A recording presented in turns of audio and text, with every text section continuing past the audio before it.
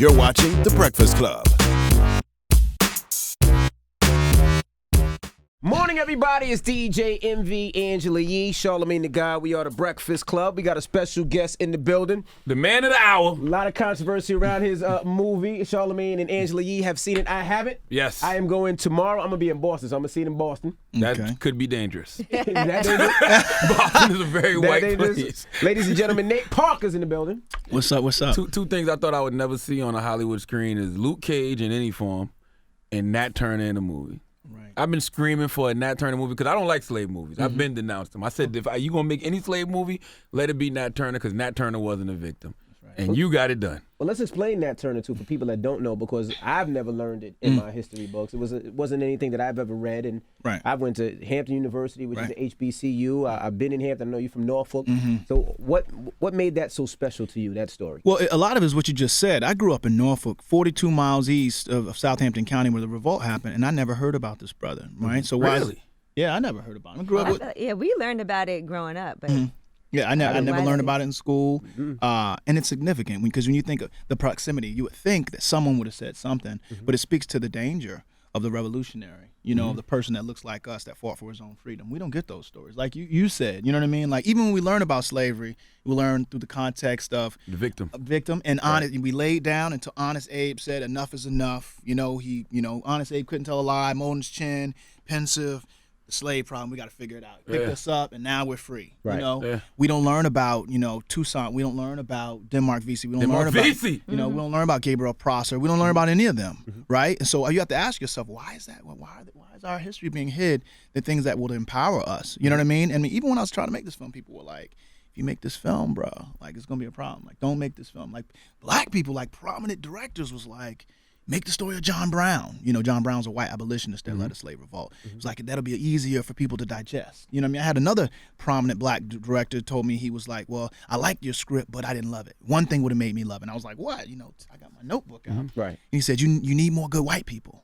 Wow. I was like, what do you mean? He was like, white people ain't gonna watch that, man. Ain't gonna watch that shit. But it was the 1800s. It's a period piece. And it was White America. people were evil as hell. But that's what I'm saying. And it was America. And that's the thing. It's like, when it comes to other demographics that have endured torture and genocide and Holocaust, it's never forget. You know what I mean? It's very important that we hold those stories up so they never repeat themselves. But in this country, we have this habit of kind of closing off the things that don't reflect us in the best of lights. So in telling the story, I said, man, I learned about Nat Turner at 21, but if I'd have learned about him at 12. How did you learn about him at 21? African American Studies class. You know what I'm saying? Like, they made you read the Confessions of Nat Turner? Or? I did read that. Okay. And it's funny because Confessions is fiction. That's like a. I always wondered about that. Somebody told me that before. It won a Pulitzer, which is tricky because it won the Pulitzer for fiction. But when people talk about it, because it's like the end all. You know what I mean? But even the writer, he said it's a reimagining of Nat Turner's life. It's not Nat Turner's life. So when you read The Fires of Jubilee, or William Drury's book, Southampton Insurrection, and you read the real stuff, you're like, wait a minute.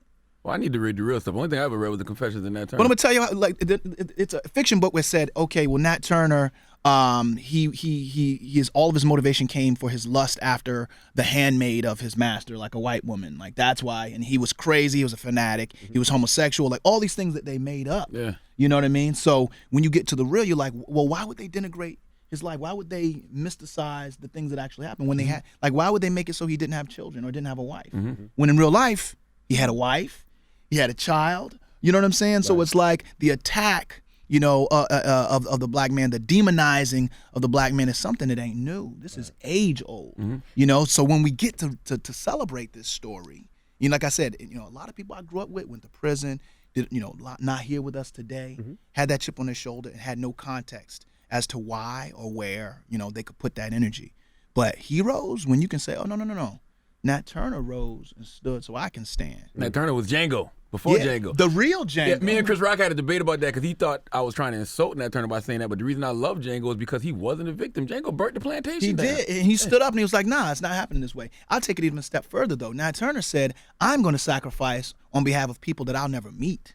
You get what I'm saying? Like, and biblically it says a good man leaves an inheritance for his children's children. Right? Nat Turner was like, okay, I'm going to walk to these gallows, but I know that what I did will echo into eternity. We're celebrating Nat Turner. They skinned him, made lampshades out of his skin and purses. Like, this is what they did. You know what I'm saying? So it's like and they did what they did in the name of God.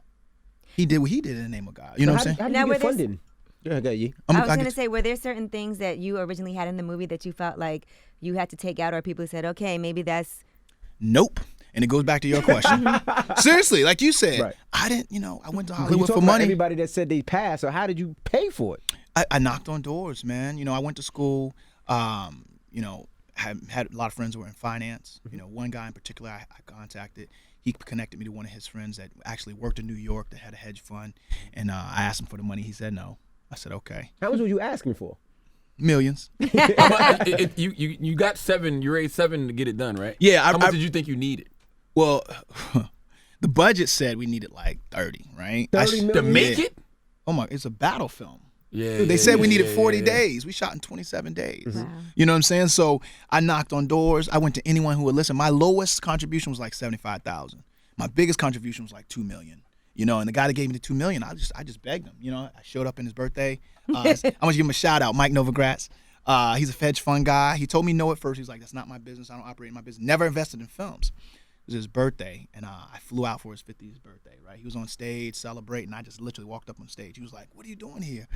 I was like, I need your help, man. I need this bread. And he was like, put me on stage. He was like, I'm going to invest in his movie.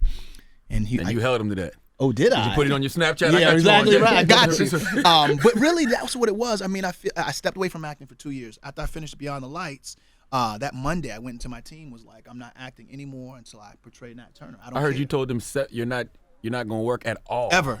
Said I'm not writing anything else. I'm not acting anything else. I'm not directing. Don't call me. The next skin I live in will be Nat Turner, period. That's a different level of commitment, man. That's commitment. That's belief in yourself. Bruh, it was a belief in God. Like, my faith really reeled me in. The first $100,000 into this film was my own money. And that's all I had. You know what I'm saying? Like, I ain't a millionaire. I'm a thousandaire. You know what I mean? And to put up $100,000, it hurt. You know what I mean? Talking to my wife, I was like, this is important. Like, I didn't know it would be $100,000. What was her stance at this point? Because now she's like, baby, you ain't working, and you want to take everything? And we got lights. That need to be on, and kids need to be turned on. The lights need to be turned on, the kids.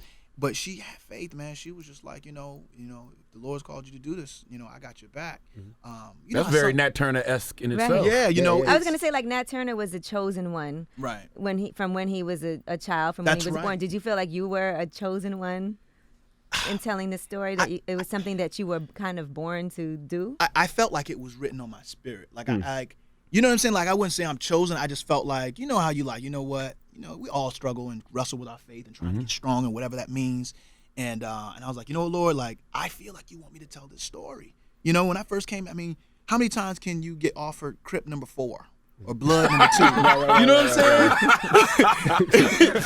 At some point, you're like, man, there's got to be something better, And it's like, I go a whole year and pass on 50 projects, and there'd be one Great Debaters. Now I got to compete against the whole world to get that. Right. And then hope that Denzel sees something in me that works. At some point, you're like, man, well, what is a story I want to tell? If I could tell any story I want, what would it be? Nat Turner. Why? That's Braveheart. We never had a Braveheart. Even when they give us, different characters, I'm not going to name any names, but it's like through the lens of them being sanitized and weak. Yeah. You know what I mean? It's like America's, was founded on a revolution, rebellion, and bloodshed. This country. You know what I'm saying? And it took you 7 years to get done, right? This is my 8th year. 8th year. So, long. How did you eat in between? Oh, well, acting. I only Okay. stepped away from acting the last 2 years because how so you're asking people for money. It's like, all right, Emmy, I need $1 million. You're like, all right, well, give me a business plan. And I say, all right, I'm gonna go shoot this movie first, and then I'll be back with a business plan. So then when I get back, you're like, if you were serious, you asking me for $1 million. If you were serious, you wouldn't have went and did that thing. So that's why I walked away from acting because I felt like it was distracting from raising the money. Right. Got you. So when I went for broke, and I literally like Hail Mary, closed my eyes, went for broke. I remember one time I took a flight, because my whole thing was, if I'm gonna ask you for $1 million, you're not gonna pay for anything. I'm gonna pay for everything. Then look you in the eye and say, can I have $1 million? Like, I'm paying for my flight, I'm paying for the hotel, I'm paying for my food, I'm paying for your food. So if you tell me no, you're telling me no in the face of everything I just gave up. Right. I mean, I went to West Palm Beach, and the guy lived on the golf course. I had to pay all the money to be on the PGA golf course, all it like a $4,000 trip out of my pocket. Right. And the dude said no. Damn it, man. Oof. And it hurt because I was like, yo, like, are like, you know what I'm saying? Like, I'm asking black folks. Anyone you think I asked? Did anybody in hip hop step up? Like all these rich ass rappers? Tony Parker gave me money. I seen that. Yeah, I seen his name. Michael Finley gave me money. Mm-hmm. Derrick Brooks gave me money. Mm-hmm. And look, and I'm not blaming anyone for not, because you know, all the models said don't do it. They're like, wait, you want to make a movie with a black lead, and he doesn't have like a white, you know, and equal, and he killing all these white people, and he's killing. And that's never been seen on screen. Yeah. Right. Like, and they reading the script, and it was like, so the black guy baptizes the white dude, okay, right? And there's a black angel, so the angels are black. Okay, it's a period piece. Mm-hmm. All right, it's a black lead. Mm-hmm. Okay, and you want this to sell overseas. Okay, how about no? That was my answer. How difficult was casting?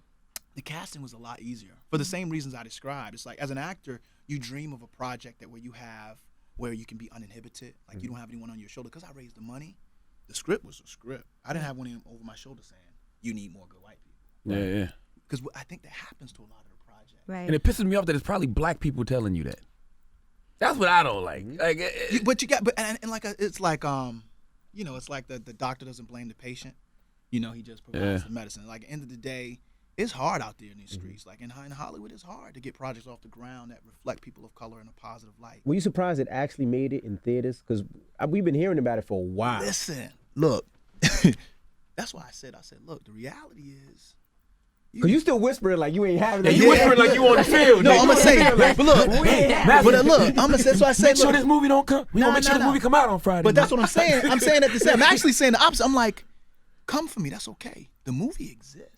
Yeah. Nat Turner is alive and well, right? And young people will see it. Old people will see it. Healing will be had. Mm-hmm. Bonding will be had. Solidarity will be achieved in the name of Jesus. Mm-hmm. You know what I'm saying? So I'm not tripping. My whole thing is, I would have released this on YouTube. No joke. When we went to Sundance, if I wouldn't have gotten Sundance, if Sundance would have said something like, you know, this is not a movie for us, and we'd have went out to people and they wouldn't, you know, I went to my investors and said, look, this is like, you know, $6.5 million of equity loss. I'm sorry.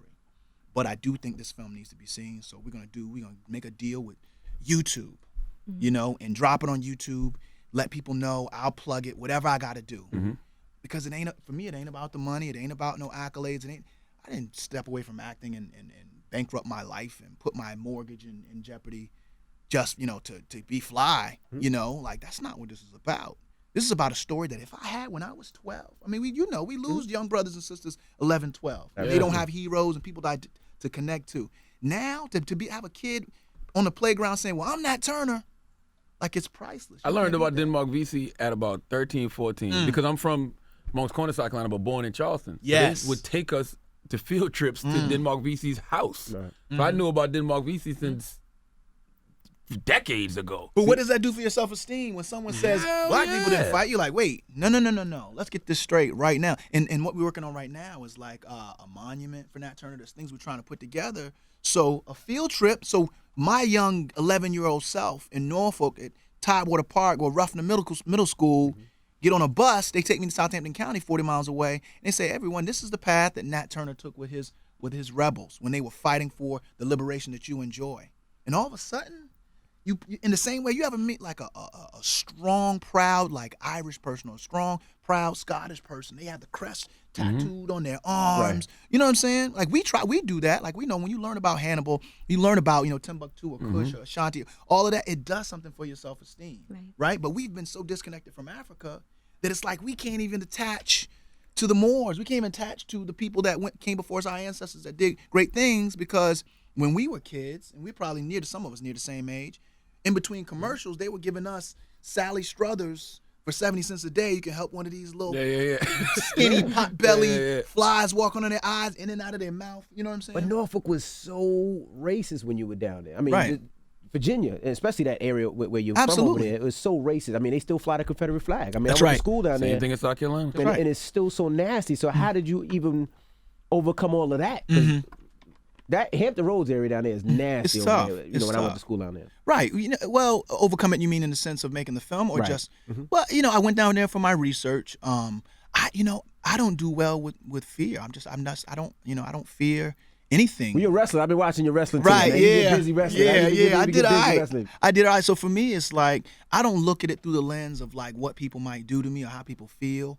I look at it through the lens of like how we've been conditioned to see ourselves and how I may be a part of the solution to change the narrative around who we are as a people. I mean, dude, we live in New York, right? Like, I spend a lot of time here, right?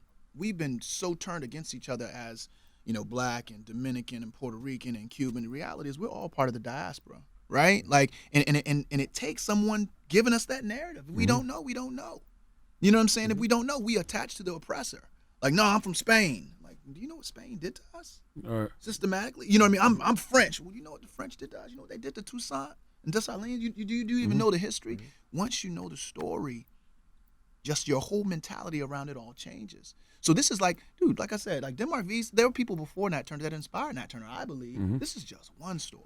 And even watching this afterwards, you feel like you can apply a lot of different things to what's going on. That's right. Even today, I walked out of there and I was like, wow, there's just so many things that you see when you watch Birth of a Nation, that what's going on in the news today, what's going on in the communities. And I saw that you were on TD Jakes and you spoke about the first police officers were overseers. That's right. Well, yeah, first police officers were slave catchers. They were called paddy rollers. Who you belong to, boy? Yeah, they go straight, they go through the plantation. It's funny how, like, when you have context, you just think differently, right? So look, the first police officers, right, I want to say in South Carolina, their job was to go in between the plantations and make sure nobody was wandering or deserted or ran. And if they caught someone, sometimes they just kill them, or sometimes they bring them back and beat them publicly, right? So you fast forward to 2016, you look at our communities, right? A lot of times in our communities, we're fine. But if you could drop, I came up Tidewater Park. In Tidewater Park, you're in between that. I mean, there's people that haven't left the neighborhood in years. Why? What happens if you leave the plantation? As soon as you cross that street, you're pulled over. Where you going? Where's your pass? What you doing in this neighborhood? What you doing in this neighborhood, right? So if we can understand the damaged relationship between us and law enforcement back then we have context as to right now in 2016, and we're not saying, oh, a couple bad apples. We're saying, no, something systemic has happened. Direct correlation. Direct correlation. Drive in the wrong neighborhood if you want to as a black man. See if they don't ask you for your pass. Yeah, if they don't ask you for your pass. And then get out of the car, get the F on the curb. That's the game. But if you have that context, right, then you can deal with it in a way that's more progressive rather than saying there are a couple bad cops.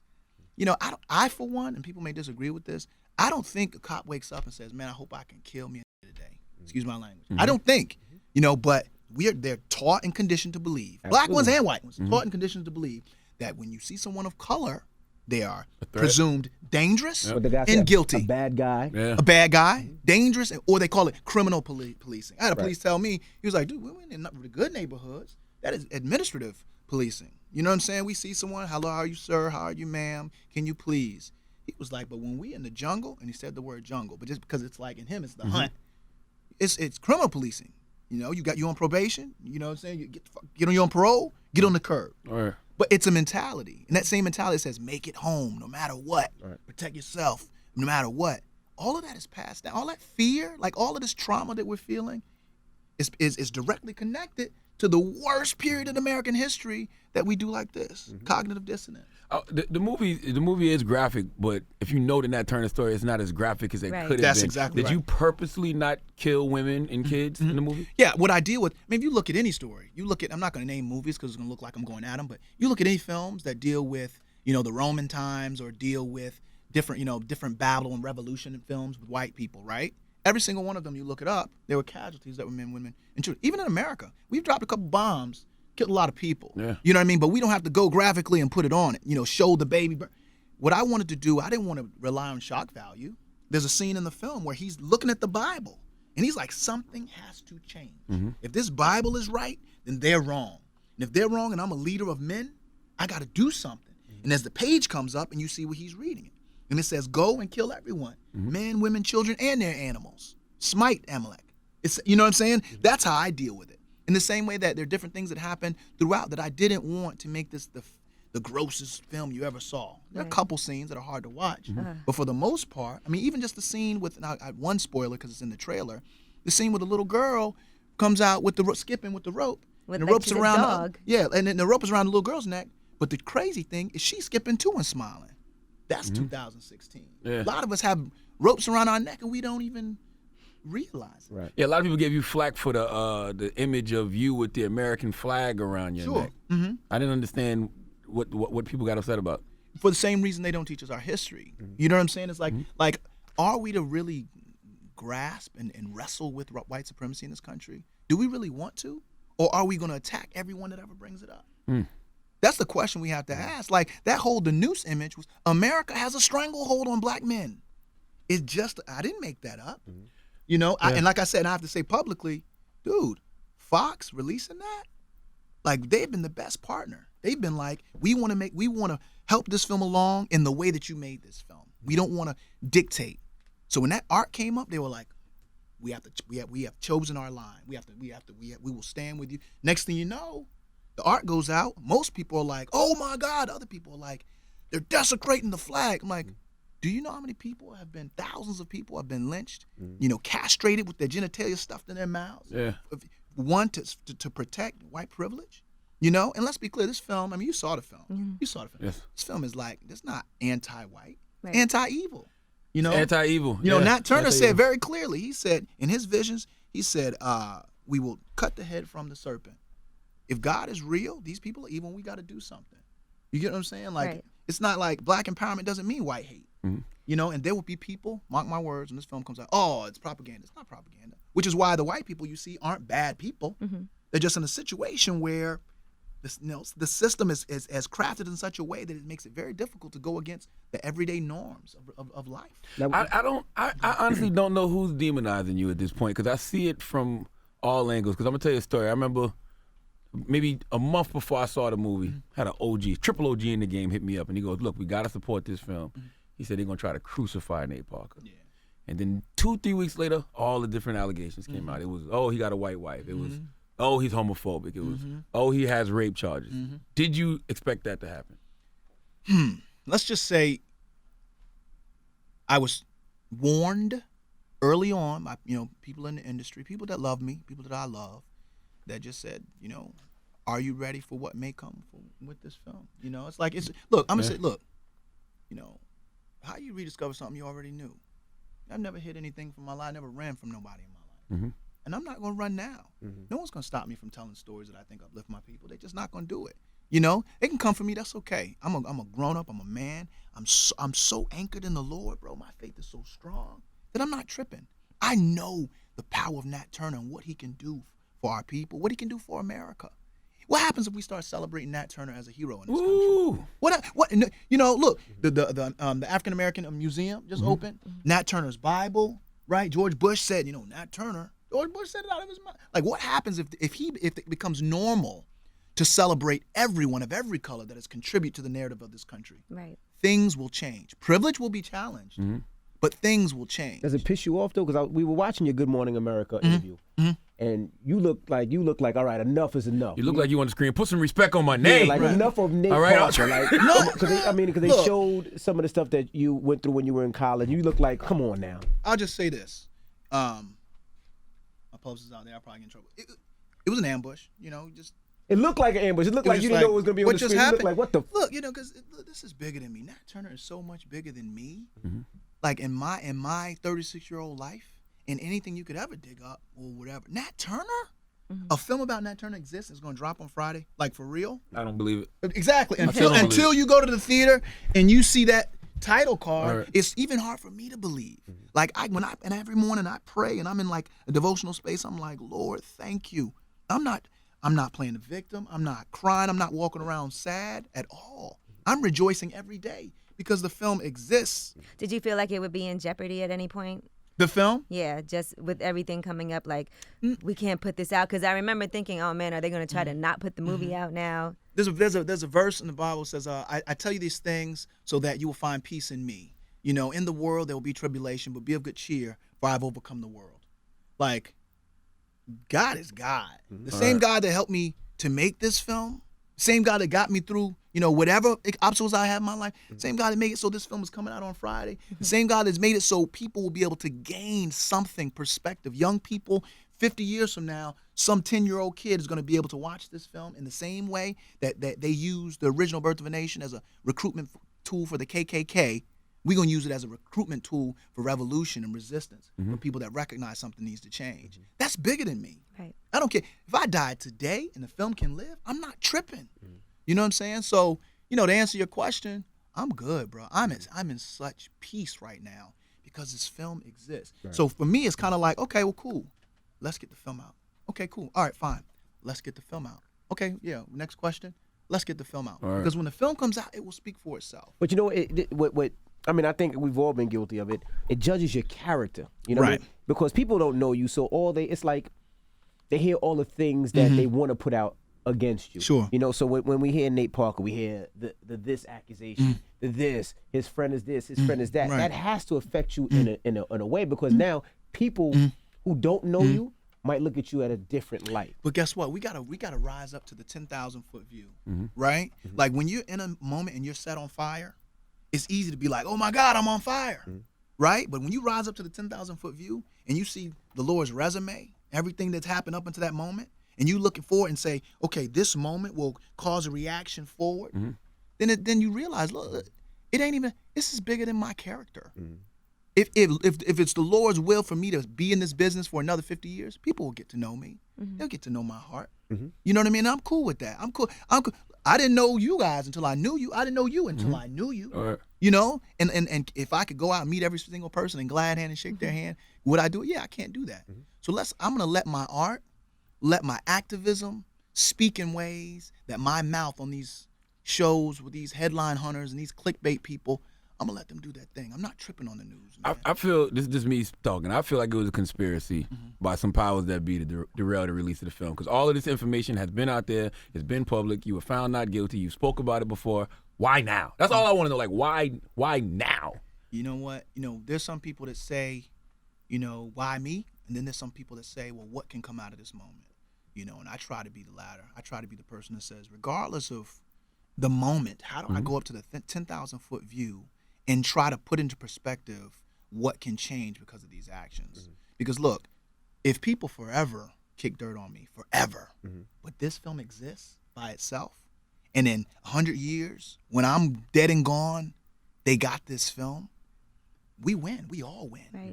You know what I'm saying? Absolutely. So it's like at some point, you got to be at peace with everything. I'm not tripping on anything right now. All I want is for young.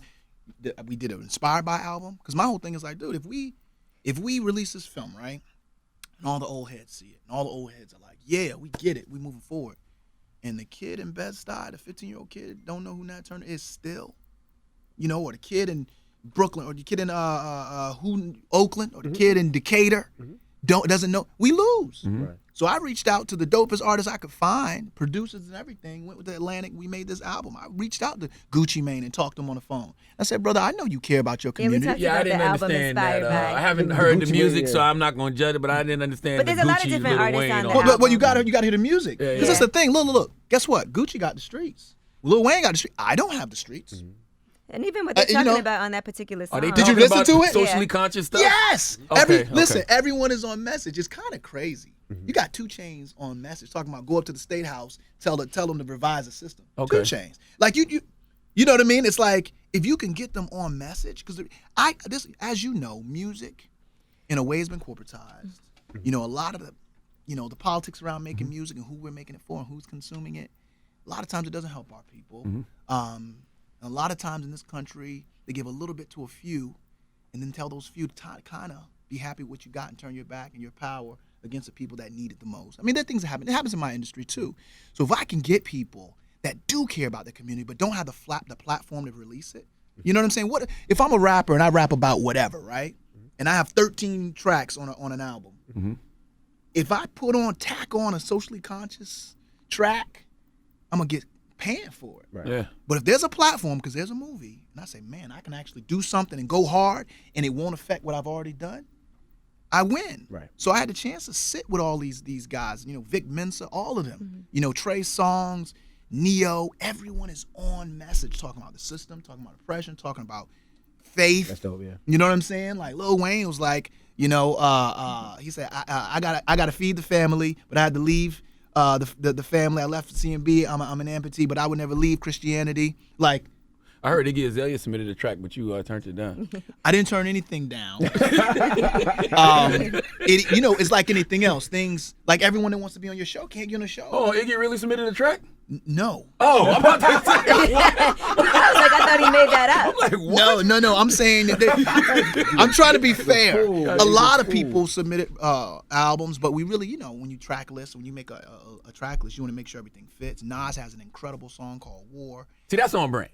Huh? Nas and Nas Birth of a Nation, that's on But brand. why would you do something obvious? You know what I'm saying? Yeah, At some point, if I can get Lil Wayne, to talk about the streets in the context of message, and then a young person was like, wait a minute, did Lil Wayne just say that? Right. And wait, he was inspired by a movie to be on message? I need to see this movie. Even Lil Wayne on Solange's album is a lot different than what you probably would have I haven't heard it yet. I got to get to it. I'm just telling you, these artists care about what's happening. They just don't always have the platform. So I just was trying to create some space, man, and to get young people in the theater so they can feel empowered. What was the hardest scene for you to film personally, that had you really, man, I just need to take a moment? The hardest? Do I need to cover my ears because I ain't see it yet? No, it's Okay.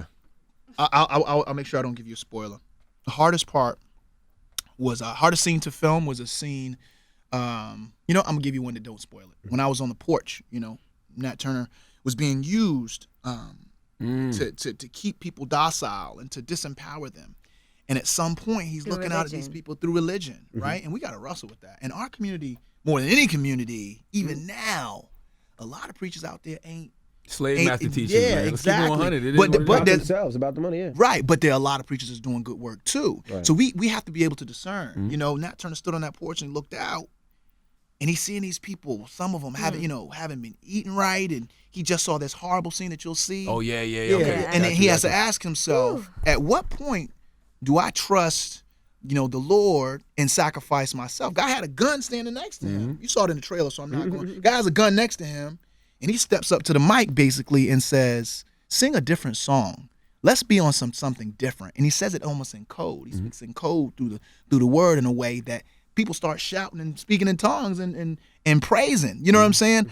And it was a hard scene. We did it in one take because we didn't have a lot of time, but we did it in one take. But it spoke to me because I felt like we need to sing a new song. Right. In 2016, if we keep doing the same thing, if the next 50 years like the last 50 years, we are toast, bruh. So are you, I don't want to say concerned that this movie will cause some type of revolt now? Because this could be a dangerous time to put this movie out. Let me be clear, all right? It's a quotable. I hope it makes people uncomfortable. I hope that it inspires a riotous disposition. Now, do I want violence? Absolutely not. We're above that now. Why do we need to be violent when we got journalists, we got radio personalities that have power, we have social media? But that sounds like the same old song. Social media is not, but everything else sounds like the same old song. Watch this. Nat Turner had axe handles and broomsticks, right? And he didn't have the right to assemble. So what does that mean? That means what we're doing right now in this room would have been illegal, and we would all have been lynched. Right. Well, we do have a white man in the room. He's Cuban. Cuban. He's Cuban. Oh, good. You're I good. couldn't see your whole face. Good. As soon as I said that, he was like, Jerry like, no, I "You're am wrong." I am Pitbull. But the right, we didn't have the right to assemble. Right. It's right here, dead. Right? Right. Nat Turner, out of that, only tools he had. His only reaction, he couldn't have been like, "I'm calling a meeting. Everybody on the plantation, we gonna strike. We gonna protest and walk around the main house." Like he couldn't do nothing. So he fought and the tools he had. You look now, right? The power we have. You look at like Colin Kaepernick. Like I always say, when athletes get involved, it's a wrap. Like things are gonna change because we're messing with the money. You get what I'm saying? Yeah. There's so many. If people, if nothing else, they walk out of that film and says, "I'm gonna use my occupation to spearhead the systemic crisis I see in my own life, my own community," things will change immediately. Does that mean marching? Maybe. Does it mean more than marching? Does it mean some people saying, "Nah, I ain't gonna do that. I'm gonna walk into my producer and tell him I'm not saying that thing ever again." What? And sacrificing because I might get fired. Is it whatever your occupation? What is your contribution? I want people. The biggest difference I believe between the civil rights movement of old and the civil rights movements of new is that people aren't willing to die.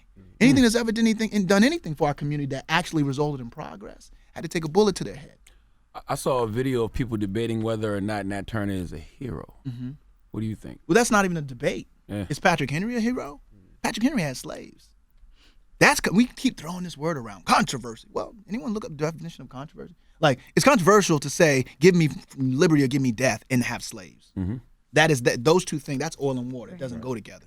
You get what I'm saying? Nat Turner was a Christian preacher who led a holy war against systemic oppression and paid for it by being hanged by the neck until dead, skinned and his flesh crushed to grease. Like, yeah. You know what I'm saying? If that's not walking in the footsteps of the ideals of this country, then if he's not a hero, then tell me who a hero is. Mm-hmm. Right.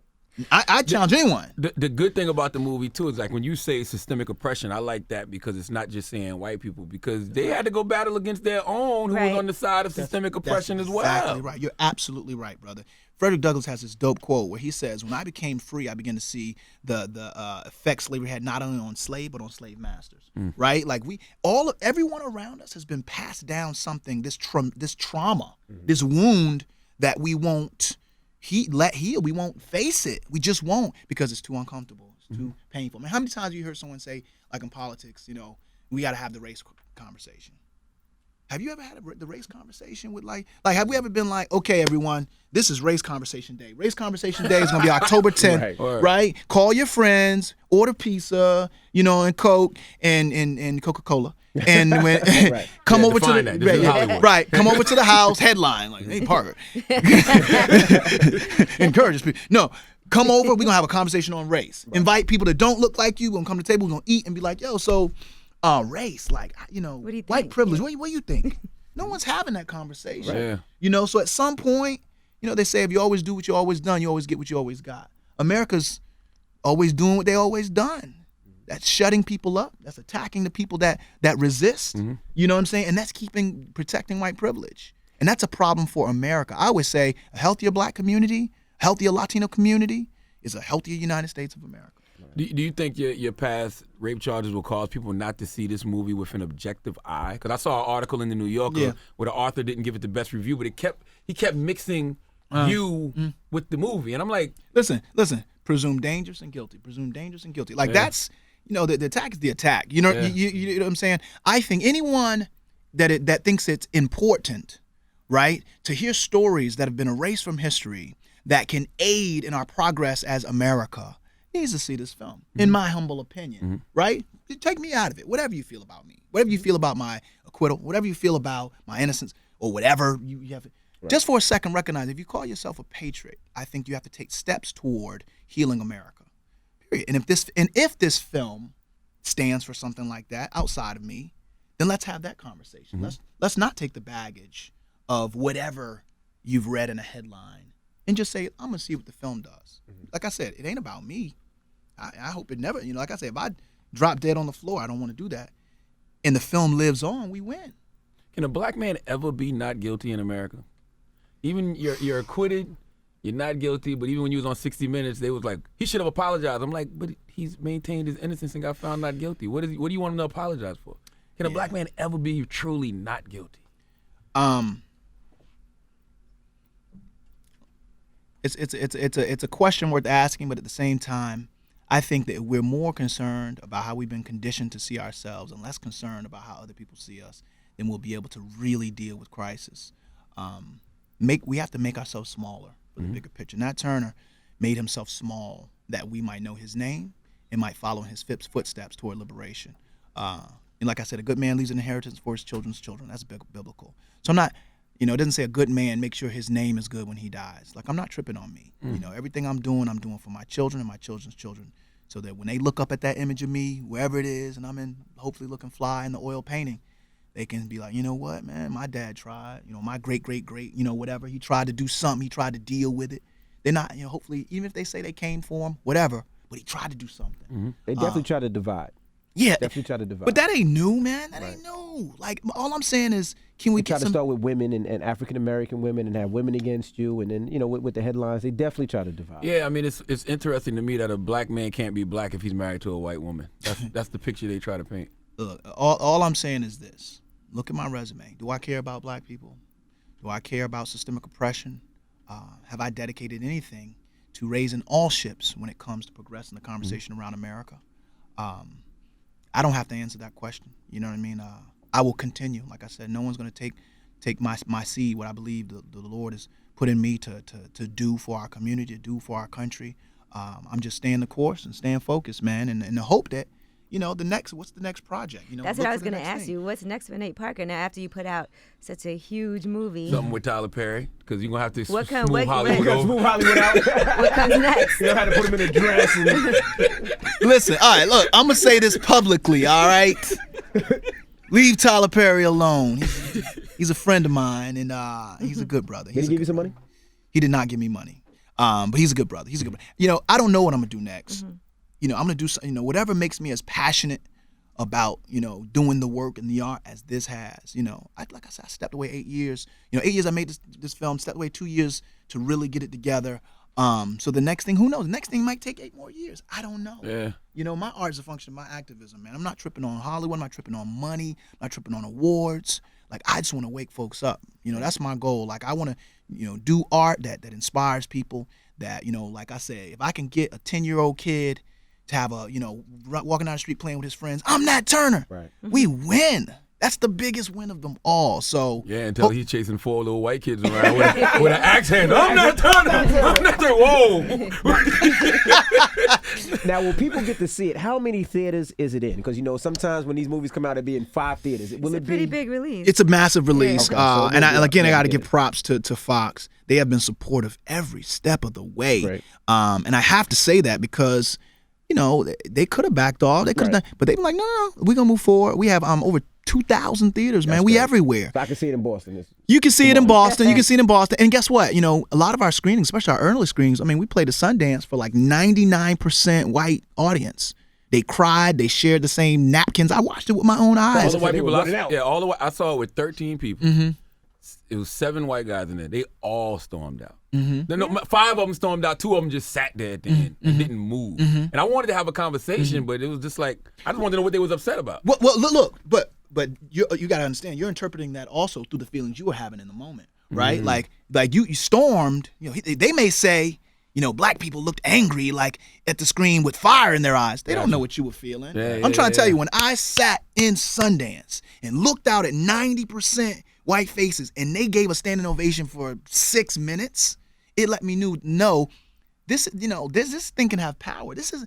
Make no mistake. Will this uplift our community? Yes. But in raising the tides, all ships will rise. We screened it at Toronto International Film Festival, again, for a predominantly white, European, Toronto International.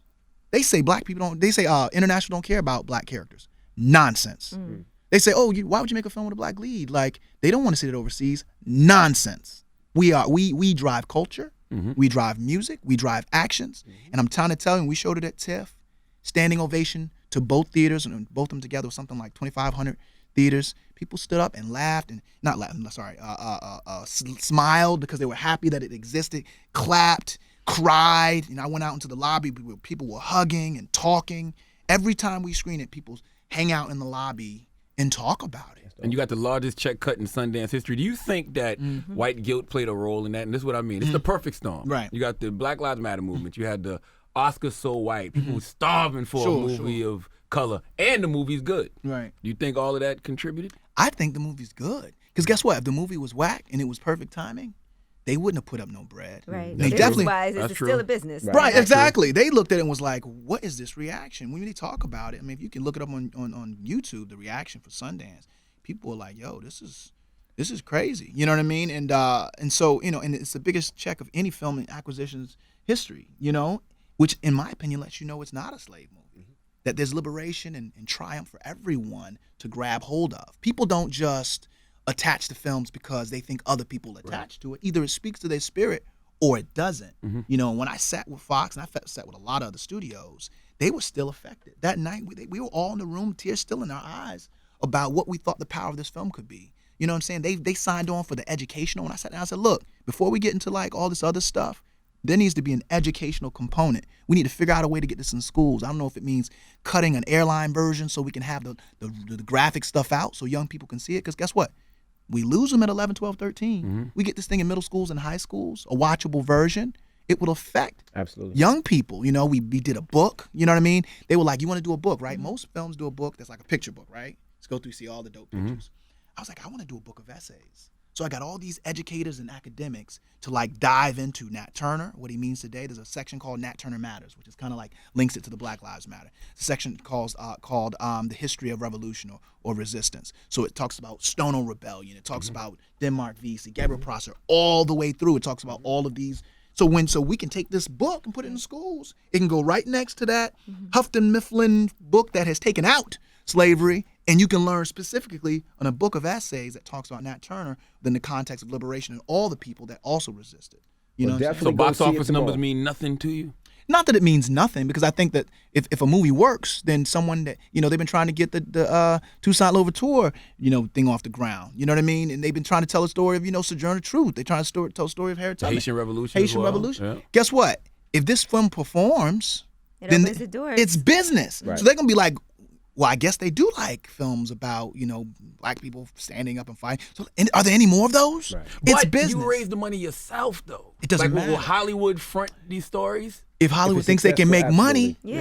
look, It's that's business. what I'm saying. all This it- movie makes money, then no one's going to look at it like this is a black slave. They're going to look and say, this is a movie make money. So what are the other films and scripts that have those themes that we have on the deck, because we can make more money? And that's not a Hollywood thing. And even investors, it'll make it easier just for investors to say, Dude, this could work. my investors almost tripled their money when we sold it at Sundance. We're already in the black. You get what I'm saying? Like, you know, I don't own anything of the, you know, to make the movie, I had to sell away a lot of it. You know, it's like if I wanted you to, hey, Envy, I want you to do the music, right? But I can't pay you. Scale. And you'd be like, well, my quote is this. And I was like, well, I only got that. Then you Well, say, the back okay, end. give me a percentage of the film. Oh, okay. So a lot of people are going to get a lot. You know, I'm not going to get a Tony lot. Parker them, they get. They're going to get, everyone's going to kick up. You know, the upside for me is just being able to continue to tell stories, you know, but all of my investors, you know, they celebrated a victory at Sundance because, you know, all their equity was almost tripled, you know. So it's you know, I do believe, you know, there's a lot to be gained from this film. You know, October 7th, you know, I want to say tonight, it will, you know, Thursday night tonight, midnight, you'll be able to watch the film. And guess what? Go see the movie. Young people, you know, I don't beg, but I'm begging you. I'm begging you to go to see this film. If for nothing else, just to see. If you don't like it, don't say nothing. If you're not pulled in and hooked in it, walk out. You know, I'm not. But just give it a shot to see if there's anything for you in it. There's a line in the film where they said they're killing black people for no reason at all but being black. Like this, I got to write this film. So I wrote it for young people. You will see the themes. It'll attach to you. Right. You know what I'm saying? You get out of school, you get out of practice, wherever.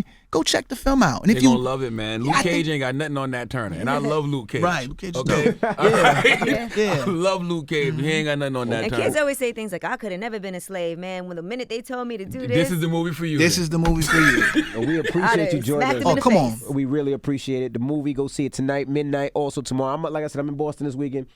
I'm gonna call some listeners. Let me and bring I'm gonna pay some for the tissues listeners. with you. I'm gonna pay telling. for some of the I listeners to know go see the you movie are a with me this crier. weekend. You ain't gonna want to so- talk to none of them white people in Boston There's some once black you get out people in that Boston movie. too, man. There's a lot of white people in But there's Boston. some black people in And guess what? And that's I'm some white folks. I'm tell you that are gonna be down and give you the proper handshake after they walk out. Right. I'm you know what I'm saying? They'll buy you some You know, popcorn. I appreciate. I'm trying Please to don't tell ever you. flip out and kill me, my brother. Please. Now, Nah, find me a movie theater in Boston and show, and then we're gonna go see it. I'm gonna pay for some of the listeners. I That's pay what's for about up. 20 listeners. that's big. How I much is 20 appreciate listeners? you. How much is that? Oh, now I you're don't taking know, it back. bro. Like $200, like I got $10 the a 200. ticket. I got 200. Okay, More you than got that. it. All right. Nate Dude, Parker, ladies and I gentlemen. appreciate y'all. Thank you Nate for the Parker, time, man. It's the Thank you. Breakfast Club. Good morning. The Breakfast Club. Every weekday morning. Tune in.